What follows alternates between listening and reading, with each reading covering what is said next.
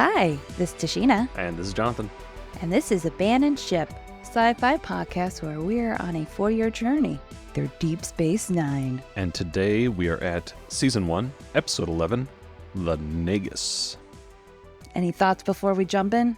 I feel like we're starting on the up and up Well, after a slump here, after a few questionable episodes. well, thankfully, because I don't think we could go any lower than Move Along Home. Yeah.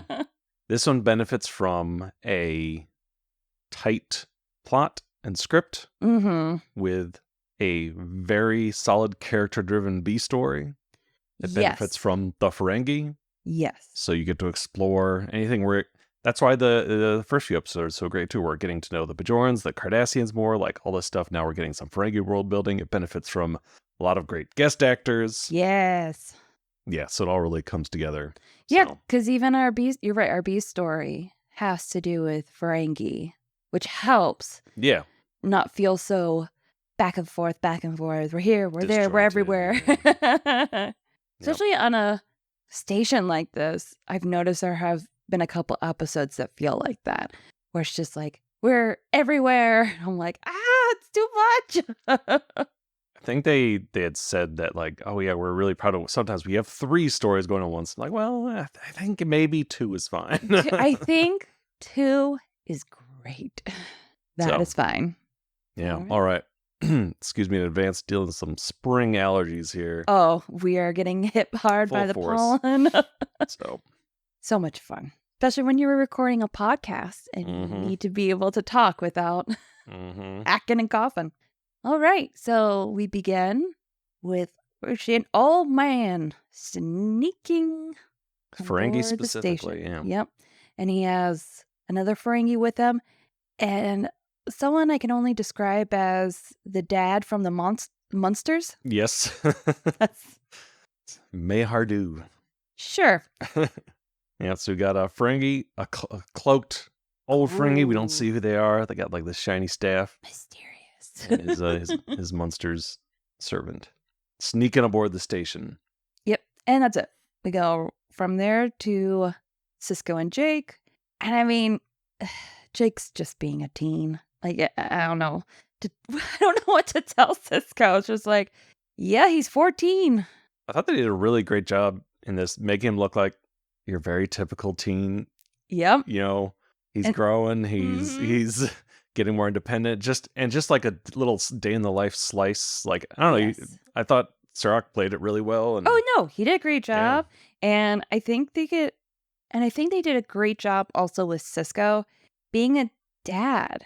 Just Mhm. because you're captain of a... Commander. Oh my Man, he's not a gosh. captain yet. Just I keep jumping. that's a sin. Ding.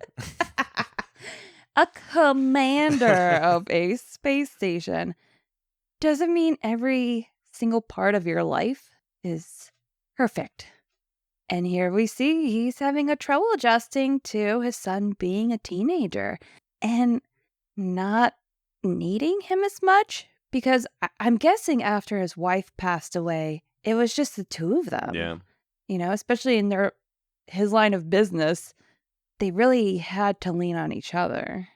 And so I could see on another level how that is hurting Sisko because not only is his son being a teenager, he is kind of losing his buddy, Yep. his pal, because he has a new friend who is a dang Ferengi. He's up to no good. Yeah, so Sisko wants him to go with him to Bajor for the Gratitude Festival Gratitude Festival. That sounds thrilling. for 3 days. And Jake's like, I don't want to go there for 3 days. I want to stay home. Which I'm like, This is mean. I don't want to go I there. don't want to go. Was this teen you? Yep. This is me every point in my life. I don't want to do anything. And pretty much he just goes, Nog's my friend. Yep. Like, I have plans. I have plans with him. And of course, I gotta go Sisko's see an Endorian freighter dock at the station. And it's just because, like, you rather hang out in, like, a freighter than go party on a planet? Okay. Yeah. So we head over to Quark's. Quark is reaming out Rom for something, and then it's kind of nice because then you see For returning a lost wallet, oh basically. that's why I wrote Rom being a bad Ferengi. Yeah. And because he gets reamed out, he then goes over to Nog and starts getting on his case. So you kind of see a little bit of the tier structure of like Yes. Rom gets a lot of shit from Quark, and then he kind of pours that out onto Nog. That seems to be a very Ferengi thing established with this whole episode in general. Is like that status. Yes. Like, where are you in the pecking order? Which matches with having a super capitalistic society. You're always going to have like tiers and pyramids. Someone's always going to be at the top. Someone's always going to be the bottom. Yep. And so even in the little home structure you have here, you see that. You see the tiers already on how they treat each other. You also get a look into how Nog, being at pretty much the bottom of this tier, gets a lot of crap dumped on him. So I think as we go with Nog throughout this episode, you get a little sense of why Nog is the way he is, why he lashes out, why he lies. Not only is it part of like Ferengi culture, it's also coping. Yep. Being at the bottom all the time. And I think that plays not just into this episode, but in their future arcs with Rom and Nog. It really makes sense where they end up because, as you said, they are trapped in a society that is giving them nothing. Yep. They are not the ones benefiting from this setup. Whereas even Quark is not that high up the food chain. Like throughout this episode, that's why the events of this episode come as such a shock, because even Quark, doing as well as he does, is still very much at the bottom, but still the system benefits him enough that he is a good Ferengi. He's an adherent to the system. He takes a part of it. Supports it. Yep. But Rom and Nog, it's doing nothing for them. They get nothing from it, and you can see why it causes them to drift away. And when you're not successful, you're just seen as, oh, well, you're a bad Ferengi, which you see here. You didn't pull yourself up by your bootstraps. And not only are you bad Ferengi, but that this is just the way it's supposed to be. Yep. Like I feel like it's one of the unspoken the quiet part about capitalism is it only works if there are people at the bottom. There has to be. There has to be. There has to be people at the bottom. That's the quiet part you don't want to say out loud. There has to be these people, and we just sort of don't talk about it. But the Ferengi being so hyper-capitalistic, it's not like they're blind to it. Yeah. They know exactly what it's about, and they accept it. It's just like, oh yeah, you're one of those people who is going to be at the bottom, and that's the way it has to be. Accept it and move on. I think it's interesting that we kind of shit on Ferengi so much, but I feel like they are the closest mirror we have to our current society. They're just like a hyper capitalistic society where they gleefully take a part in it and everything is without any delusions about what it is. Exactly. That's the thing. I think the delusion is pushed aside.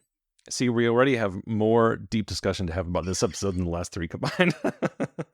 We can go on just about the cold opening of this episode longer than the whole episode of Move Along. Believe this is where the Nagus makes his grand entrance. Yeah, Quark is telling some joke to mourn. Oh, we get a lot of mourn in this episode. Yep. Mourn laughs, which I guess is the closest he comes to speaking. It was actually a little disturbing hearing him laugh. It's like, oh, wait a minute. You're not supposed to have any vocalizations. Yeah, and then the Nagus appears behind him. Cloaked figure revealed to be the Nagus, which is interesting. Like, is he sneaking on, but then is not sneaking now? Is this whole thing just to do a jump scare on Quark? Like, I really think that's it. Because he's not actually hiding anymore. Anyway. I think he just... I could see Extra being a part of their culture. Where he's just like, ta-da, it's me. The Nagus. Which is pretty much just a very, very old Ferengi with a staff. Yeah. Played by Wallace Shawn, who was Mhm. great. I'm so Oh, excited yeah. to see him. And then we have, so we're introduced to, obviously, Grand Nagus Zek, Krax, who is his son, Mm-hmm. who's like his right-hand man. I feel like Krax to me seems very much like if Nog went down the path of being like Ferengi. There was something about him that reminded me of Nog. Yes, where he sort of is not great at Mhm. his job, but because he's the Nagus son, it's expected. He has to follow this path. He expects himself to follow this path, but he's not that great at it. Yes. He's probably a better Ferengi than Nagaram, but similar situation, yes, where the pressures him to the to the nth degree because, again, son of the Nagus, Mm-hmm. these pressures to be a certain way, even if that's not your strong suit. Yep. So it's all coming together. Yep. All the plots are connected. And so the Nagus is pretty much like, oh, I heard how great you're doing at your bar, and I heard about your hollow suites. So give me all the hollow suites, all 5. All your horniest hollow suites. And you could tell Quark is afraid he's going to have a freaking heart attack during one of these sexy times. He The doesn't whole want to be held suite. liable. No, he does not. And you know what? I understand. I understand the fear. I'd be like, are you sure you could handle this? I don't want a situation on my hands. But no, he's like, pish posh, go away, Quark. Let me spend, I guess, hours and hours in the hall suite. Oh, yes. These things get thoroughly cleaned, right? God, I hope so. God, I hope. I really hope so. I know they touched on it a little bit as a joke in Lower Decks, Oh, yeah. which was so gross that I'm like, yeah, it's just one of those things like, I can't think about it. I can't. Maybe they just beam it all out. Okay. So after our credits, we're back at school. But there's no Keiko. It's Miles. Miles is their substitute teacher because apparently She's still on Earth visiting her. he came back without Keiko and his kid. I guess they really gotta get needed back him. to work and So not only is he back to fix everything on the station, he's now the substitute teacher. I'm busy game. And he asks about the homework. And of course, Nog's like, yeah, I didn't do my ethics homework, which is kind of funny. It's an ethics paper. He did it, but it was stolen. Oh, I'm sorry. Someone stole it. Oh, yeah. Who stole it? There were some Vulcans stole it. Vulcan stole your homework? You're saying Vulcans stole your homework. That's like the Star Trek. That's the Vulcans stole my homework. Yeah, he probably should have thought of a better species to blame this on. And I do like Nog's line. Any idea why? Because they don't have ethics? That actually was a great comeback. I mean, he clearly understood the assignment. Like, Nog's not dumb. So, Just as everyone telling him he is. yes. He turns around and goes, Jake was there. And he's like, come on, Jake, back me up. Back me up. And Jake's like, okay, yeah, I guess that happened. And you could tell Jake is not comfortable with this. He does not like lying. And I'm like, see, Sisko, you gotta trust your boy to figure this out on his own. He's gonna make mistakes, but you could tell there's something in him, like his moral compass is like, oh, I didn't feel great doing that. Yeah. And of course, Miles gives this a major side eye and she goes, whatever, we're turning in tomorrow. Go back to Quark's, which I guess Nagus has been partying for hours. And Quark is freaking out because not only is, of course, this all free, the Nagus partying, he's afraid that the Nagus is here to buy his bar because he heard how profitable it is. And we'll try to lowball him into getting it for a low, low price. And of course, you can't say no to the Nagus, even though it might not be a good offer because he's the Nagus. Exactly. Do whatever he wants. And so Quark's afraid he's going to lose his bar for cheaps. Nagus finally comes out of the hull suite. Quark's like, thank God. And then just shouts at him, invite me to dinner. Okay. I'd be honored. We got a little scene in Ops where Sisko's asking Miles how school's going. This is where Miles is like, I would probably look into this whole Jake and Nod friendship and separate them. I think it's interesting the parenting advice we get not only from Miles, but from Dax. Yeah, they both have. Yeah, so O'Brien's obviously Because he's a you know, 3-year-old. He is a 3-year-old. Yes, And I like that they call it out here too, but O'Brien's very much, I mean, he's right that like what he sees is true. Like Nog, he saw that Nog influenced Jake, so he's aware of what's happening, but of course he's coming into this very fresh and just like, oh, separate them. Nog's no good for him. Get them apart. Nog's a bad influence. Man, he does not know teenagers. Find him a new friend. It's like, oh yeah, Good luck. Easier said than done. And Sisko is like, yeah, I can't just separate them because I will lose this battle. And he's right.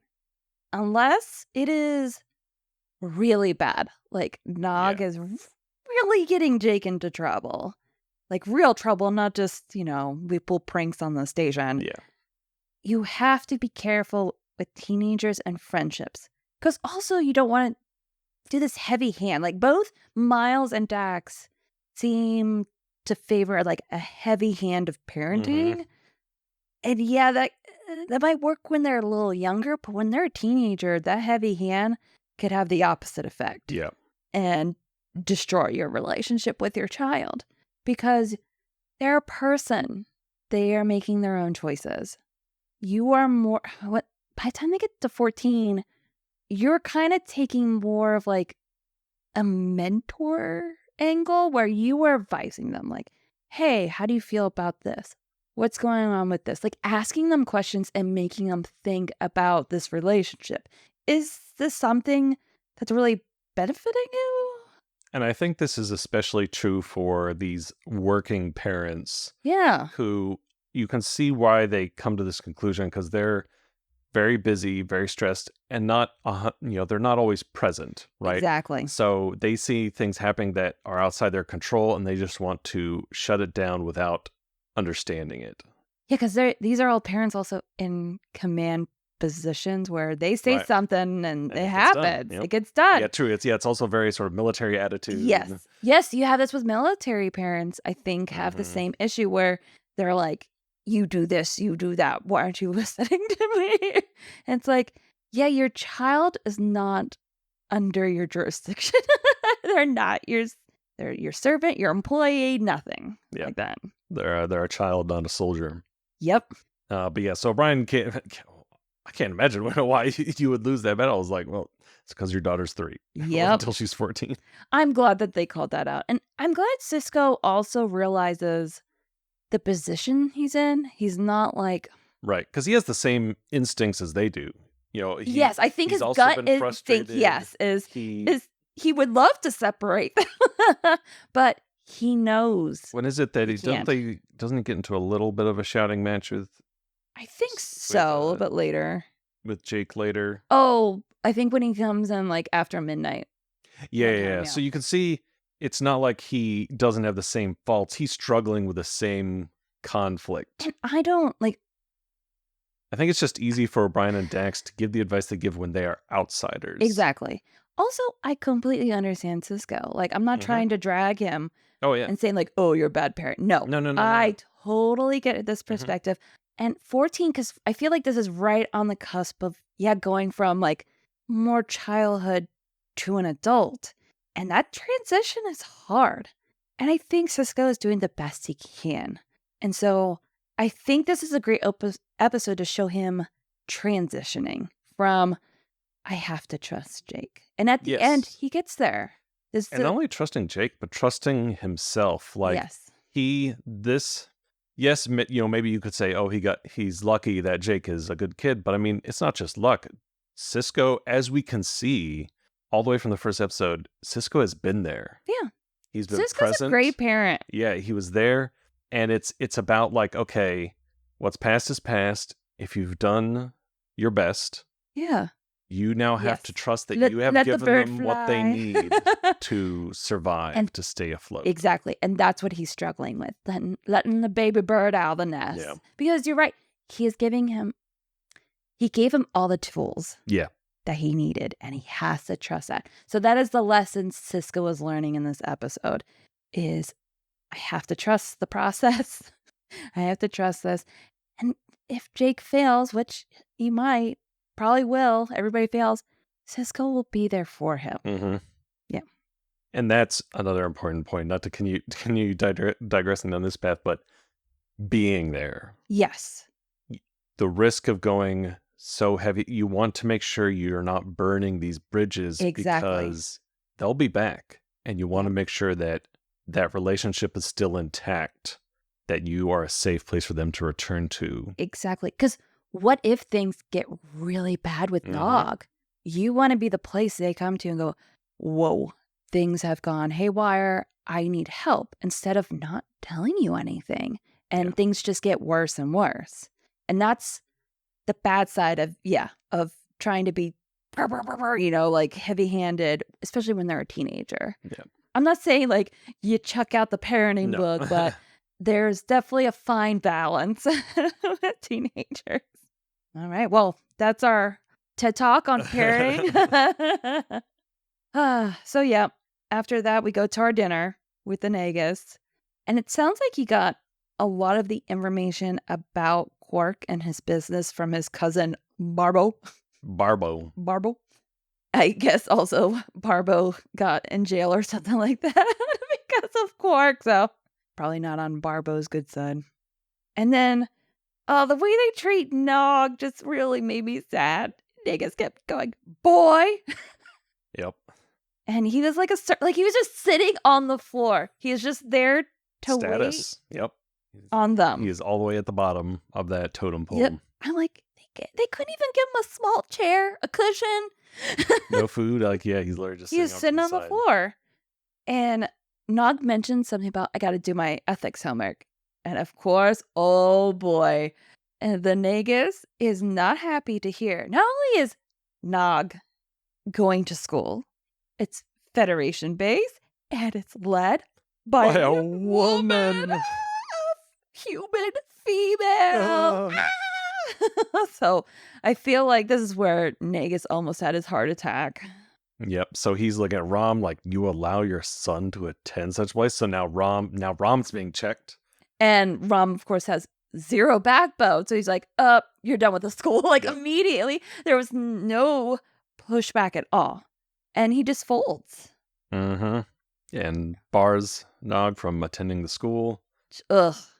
This dinner is pretty much just to talk about, they're going to have a conference the next day at 9 a.m. He invited a ton of other Ferengi, and they're going to talk about the future in the Gamma Quadrant. Dun, dun, dun. So we go to the next day. Apparently there's so many Ferengi on the station, everybody in Ops is noticing. And Odo's like, don't worry, I'm keeping an eye on this. He's like, no, too many Ferengi. So they're getting everything ready at Quarks, a lot of hubbub. Before we get into the meeting, we get a quick aside of Nog telling Jake about quitting school. And you could tell how upset Nog is. And he lashes out at Jake. Yep. And he mentions here just a little side of like, you can't even read? Which, how is he writing an essay on ethics? Maybe he's only told Jake that. That's later. No, but I thought he mentioned it here. No, that's when he talks to Sisko. Oh, okay. Yeah, but so, and actually we have. Oh, no, the burn was he's like, he calls Jake stupid, and Jake goes, you're the one not going to school. it was a great comeback. I'm like, you know what? Good burn, Jake. And again, like, props to Serac here. Like, he really plays all this really naturally. He just seems like a curious, well-meaning kid. Yeah, and because he's asking him, like, why? And, trying to stay level-headed.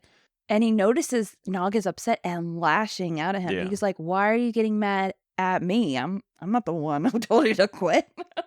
It's just nice to see, because like Jake seems like such a pure soul. He really just sees Nog for Nog. Yep. And Nog now is, because of all the pressure he's getting, he's basically just spouting back talking points at Exactly. him, right? Like all the things he's heard said to him about him, about Ferengi, about humans. He's just spouting it all back.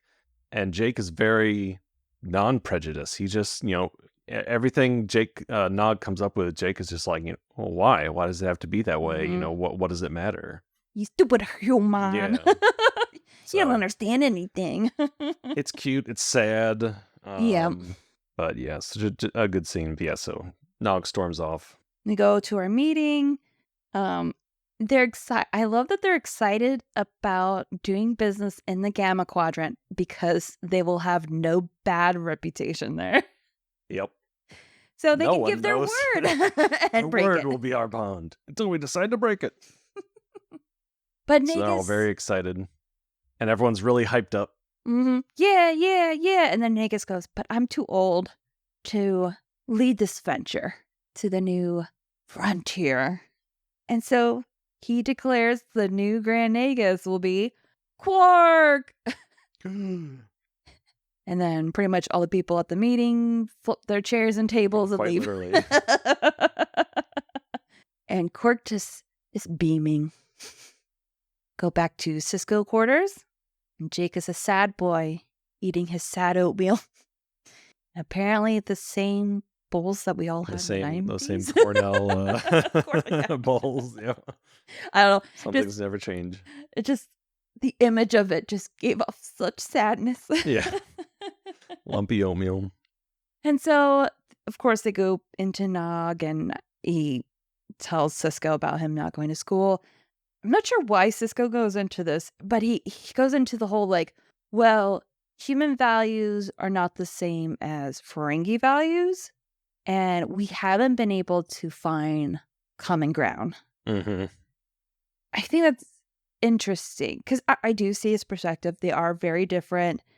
And because they haven't found this common ground, I guess he expects Jake and Nog won't be able to. Yeah, this confirms what he knows. Like, oh yeah, we've tried. We've never been able to find this common ground.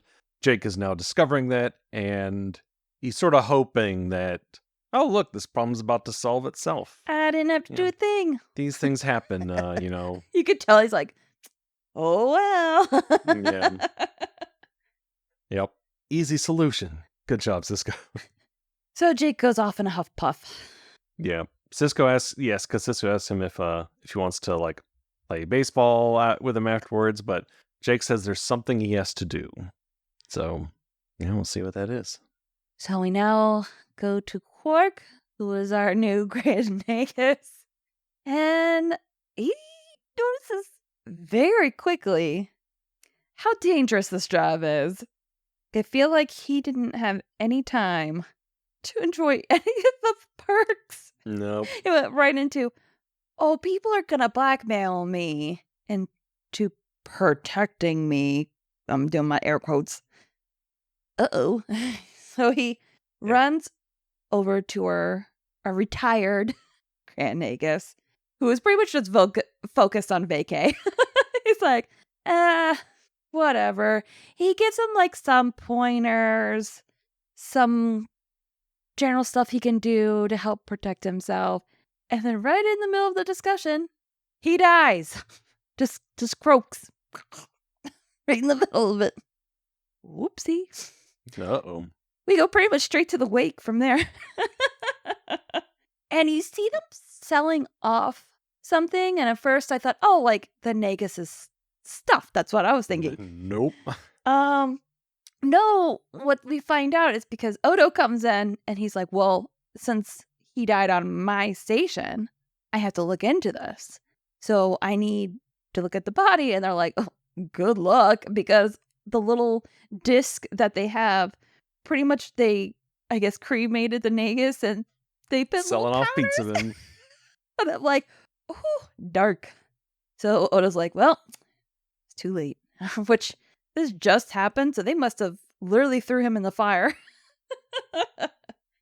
Oh, during the scene, Quark talks to Rom about being his bodyguard, because Rom's pretty much the only person he can trust. And Rom mentions the bar. Like, hey, since you're going to be the Grand Nagus. I thought I would take over the bar. Which Quark finds hilarious and cannot stop laughing the way that I think Rom it's the just runs out hardest of the room. Quark has ever laughed. And Brom's not pleased. We see a little scene where Jake still wants to be friends with Nog. So I guess after school they'll just hang and be bros. Yep. Couldn't stay mad at each other for long. And then Quark sees this shiny little coin on the floor and he goes, "Ooh, for me?" And he goes to pick it up and avoids death by a mere second. If he hadn't tried to pick up that coin, I guess a laser would have blasted out or bomb or something and It was a took off his head. locator bomb. Locator bomb. So it flew right past his head and blew up on the wall. Which is what they find out in the next scene. The crew, the Sisko and crew are looking into it. And yep, it was a locator bomb that was had Ferengi DNA to pinpoint to. Yeah, it locks onto their pheromones. So as they're walking over to the infirmary, Sisko sees Jake and Nog running and playing and being happy. And Sisko's like, I thought they were broken up. Dang it. So in the infirmary, I think this is where they're grilling Quark. Like, what's going on? And Quark is being, evasive. Whatever. It's Ferengi business. Get away. Odo notes that the bodyguard servant guy, the daddy monster, Mayhardu, wasn't at the funeral, which their species is very loyal to the people that they serve. So he should have been at that funeral. So where was he? So Odo goes to look into that. Oh, here we go. We go to Sisko quarters, and Sisko is grilling Jake about his time with Nog. Yeah, because he was out late. After midnight, past his bedtime. And so he's also like, "What are you doing?" Burr, burr, burr. And Jake goes, "It's private what we're doing." Of course. Only sets Sisko off even more. And he's like, "You better be home tomorrow for dinner." Yep. Mister. We go to our Nagus Quark, who's taking meetings and trying to wheeling and dealing. This is the scene straight out of The Godfather. The Godfather, it's great, yeah. Quark's at his desk. He has a little alien pet creature. It's like the cat, And this one of the Ferengis is trying to get a good deal, but you come to me. Yeah, you come to me. On the day I became Nagus. That was great. But did you come to me to offer your support? He's like, no, Nagus. Now you call me Nagus. So great scene. But yeah, ultimately he does give him this offer he's asking for in exchange for a 50-50 split. Yep. Choice deal. Yep. So Quark leaves with the flare, and we're left with Rom and Krax, the son of a retired Nagus. And they were the ones behind the assassination attempt of Quark. And now they're like, oh man, he's going to become very popular if he starts giving out all these choice opportunities. Mm-hmm. So they got to figure out another ploy. Dun dun dun. We're back with Sisko. I'm guessing it's the next day at dinner because he's sitting at the table that's set. Angrily throwing a ball into his mitt.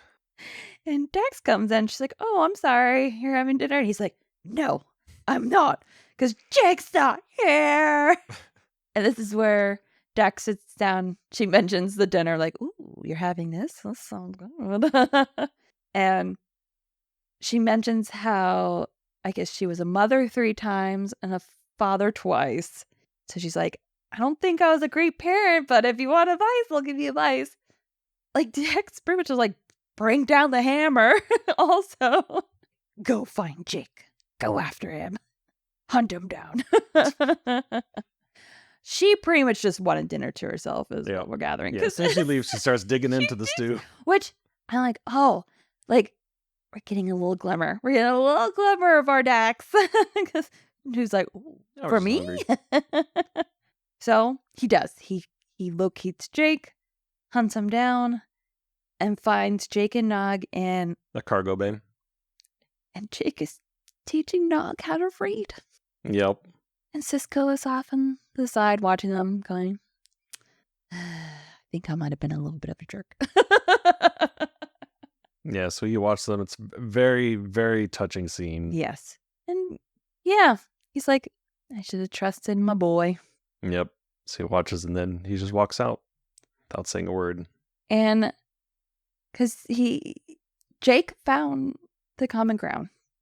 Nog is ambitious. Nog wants more for his life. As we see later on in the series. I think right now, though, he is hampered down by being at the bottom of the totem pole. I don't know if he even realizes yet what he could accomplish. So I think being at the school and his friendship with Jake shows that he has other avenues. He doesn't have to follow the same path as his father. Yep. And just be shit on for the rest of his life. He just needs the tools. And this is the first one he gets. This is the first actual parenting he probably has ever gotten. Yeah. And it's from Jake. Yep. So, Quark is getting ready. From what I gathered, he believes he's going to the Gamma Quadrant to do some wheeling and dealing with another species. So he's getting ready.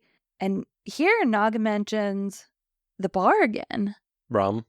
Oh, why did I write Nog? Whatever. Rom mentions, you have so much, I have so little. And that's kind of where you're getting why he's doing this, why he turned against his brother, because he's right. Quark not only is the Grand Nagus, he wants to keep his bar and keep his brother in servitude.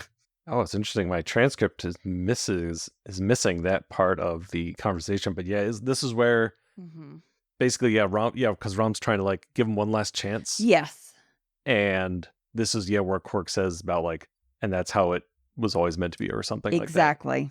Yep. And that's where Rom like decides to go through with it. Like, all right, well, your transport's waiting. Yep. And so as they are going to the transport, we get a little scene of Odo seeing our Mr. Munster and following him. Like, oh, there he is. So Rom and Krex lead Quark to an airlock and lock him inside. And Quark is about to go bye-bye because they're both upset about, Krex about being passed over, Rom not getting in the bar. Before they could press that button, though, surprise, surprise, our Nagus is alive. And Odo and Mr. Munster are with him, too. And this whole thing was a test to see if Krex, the son, was ready. And he wasn't. He failed big time. Because it's interesting, he said the reason why he failed is because he tried to grab power instead of accumulating power and slowly, getting it. He's like, your plan should have been, as soon as it went to Quark, to get that bar and then build your fortune. Let him do the Nagus stuff. Who cares about that? Yeah, the bar was where it's at. So Quark was right that Zek was after the bar. But yeah, Krex didn't for a different figure it reason. out. Yeah.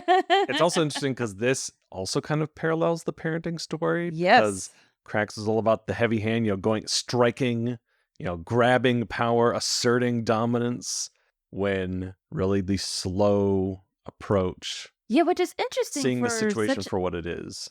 For such a capitalistic society, you think that would be their go-to, would be like, grab power, get power, but no, they actually, they're more about building power. I guess because if you grab power, it's easy for someone else to grab it. It's a lot of risk. Capitalism is about reducing risk. See, I actually thought this was cool because it seemed very capitalistic, like accumulating wealth, the power of compound interest, that sort of a thing. Like, it's maneuvering, it's succession, Yes, exactly. It's the shadows, not the Klingon approach. The Nagus is Logan Roy, and Krex is all of his children. all in one. All Which in one. Who are trying to quickly gain power and also a kiss from daddy. Yep. And yeah, I thought that perspective was interesting because, yes, the perspective is grab power, but you're right. The reality is that people who are winning at capitalism are diversifying, are accumulating, they're gaining. And the Nagus knows that. Because, yeah, anything that can easily be taken can also be easily taken from you. Yes. But if you build something and have all these avenues, then it's harder to fail. Yep, exactly. Now we understand the Ferengi. Yeah. No, this was a really good episode about the Ferengi. Yeah. Our Grand Nagus remains the Grand Nagus. And before he leaves, he does threaten to come back and buy that bar. Quark's like, please never come back. And Quark is proud of Rob for trying to assassinate him. Which I guess is the only way you can wrap this episode up without there Rob being going to jail. serious consequences. Yes, you have to have Quark be cool with it somehow. Otherwise, it's just like, So I am surprised Odo didn't try to come and go, I guess if you're not pressing charges, you're not pressing charges. I guess so. Yeah. And then Sisko comes up and hugs his baby boy Jake, gives him a little kiss on the forehead. He's a proud papa.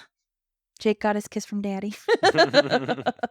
Which I feel like is a lot in this episode is parenting. Yeah. Yeah. So yeah, that's why I think it was such a good episode, because it's such a consistent theme.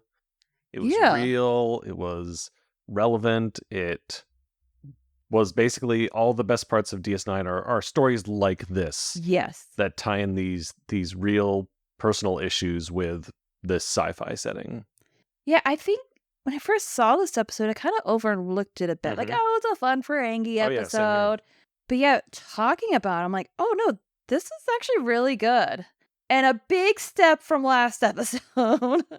And that's why, and we talked about this a little bit, I was saying, that's why it has been great talking about these episodes on the podcast, because I've seen these episodes, but I didn't really, it was hard to articulate why some of them stuck with me or didn't, or were considered good or weren't.